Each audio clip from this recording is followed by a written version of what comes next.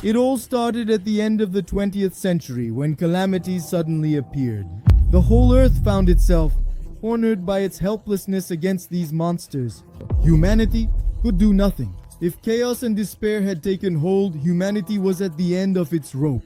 That's when humanity made the decision to seek help from 12 higher entities, extremely powerful entities. They agreed to share their power with 12 chosen ones, humans or otherwise, to put an end to this catastrophe that threatened to destroy humanity. So they chose 12 people to become the 12 saints. But just as the invocation was ending, a mistake occurred. A 13th person appeared, and this one had no blessing. Not to mention that this awakened one was the most powerful of all, far too powerful, way beyond all the other chosen ones. He was fast, powerful, and so fierce that even the 12 saints were afraid of him. On his own, he surpassed them. He began to question, "Who? See?" And he always replied, "I am me, the great Lagoon, the most formidable of all." He had made a friend, the same friend who would later tell him that the next day he was going to die. And that same friend always lost to him. That day he had lost, so he owed him 5 years of fried chicken. They got along quite well. But the only thing that interested the other saints was money. Always more money. Yet, he did nothing. No injury. No effort. Absolutely nothing. Ligon did everything. So they didn't hesitate to remind them that many people are suffering because of these calamities. They should make more effort. One of the saints then asked him, "Wouldn't you like to have a better reward? With that money, maybe he could fix his pretty face." Yeah, and we call them saints. Humanity is an incredible race, but as you know, it's certainly a race that is just magnificent. But she has a dark side.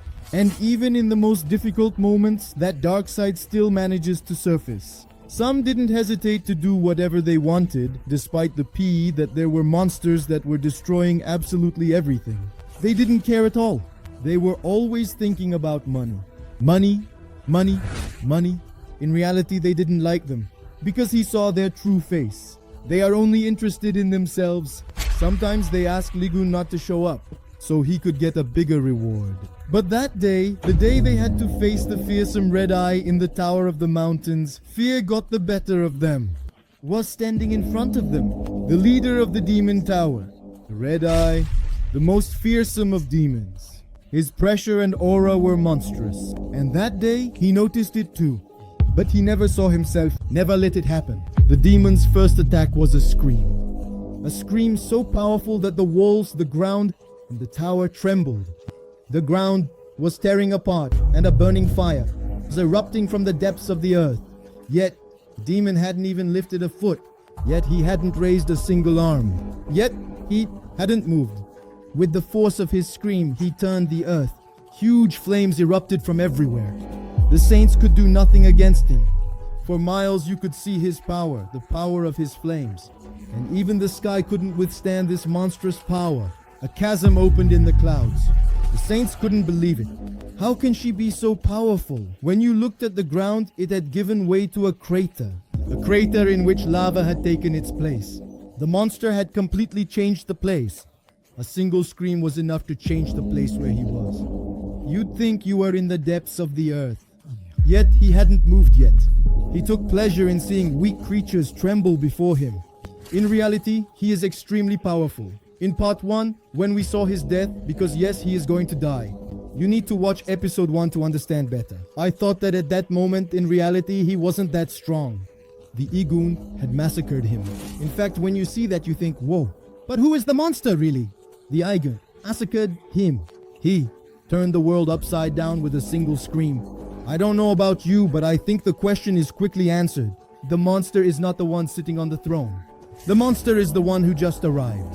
The one standing in front of him. The saints were afraid. How are they supposed to take down such a monster? At that moment, he wondered how people like them could be considered saints. It doesn't matter to him. The one who will defeat the Red Eye will be him and no one else. So it's better to make way for action. May the best one win. A battle began between the two monsters. One has the power to destroy the world, and the other has the power to destroy the one who can destroy the world. And he had won, While he was fighting against two minor demons, he wondered if time passed the same way here as it did outside. His one and only mission is to kill to finally be able to come back and take revenge on those who betrayed him. So I know you feel like we've skipped a step, but in reality, we haven't skipped anything. The explanation I just gave you is the explanation for the demon's death. The explanation of how the saints betrayed him. And this part, Pirate, actually fills the little gap that was in part 1. Because in part 1, sure, we had some details, but we didn't have everything. We had learned that he had killed him, but we didn't know how. It was learned that the saints had betrayed him, but it was not known how. Now we know. They consider death as an option. It could perhaps free him from this world. He doesn't want to die. The only thing he wants now is to survive so he can come back and take revenge on those who betrayed him. To take revenge on his so-called saints. Those who trapped him and stabbed him in the back and left him in this state. The trap they left for him is so perfect that calamities are coming from all sides. It's never-ending. He really thought he could kill him that way. He really thought he was going to die like this with his monsters. He will survive, and upon his return, death will be his ally. He will kill them all one by one, all those who betrayed him. That's how time had passed. He spent 20 years facing all the monsters. 20 years surviving. 20 years abandoned in these places. So he asks for words. If he is the last, it certainly seems like he is the last. He tells him to scream as much as he wants. It won't bring him anything. So the demon screams. But even while screaming, no one comes to help him. In reality, he is now the master of these places. He has wiped out all life in these places. He is the most powerful in the world. More fearsome than the Demon King himself. After killing him, he sighs as if it were just another activity. It's finally over. He will finally be able to leave this place. But after killing the last demon, he collapses and everything falls down around him. Outside, the city had been completely destroyed. The city had fallen. So, is he really dead? With all this power, you understand that normally he shouldn't die like this. He has clearly become the strongest man in the world. Already at the base, he was stronger than the saints. So right now, I let you imagine the huge gap in power that could exist between them. A simple collapse of nothing at all. Shouldn't affect him at all.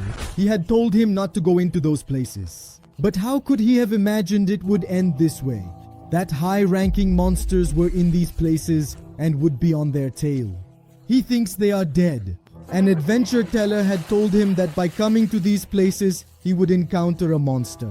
A monster he shouldn't have associated with. He probably should have, listened to him.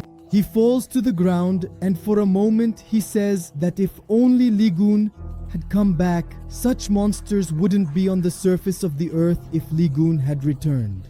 The next moment, the Tower of Demons appears, the one that was conquered by the formidable Ligun for 20 years. He can't believe it. How can the tower just appear out of nowhere?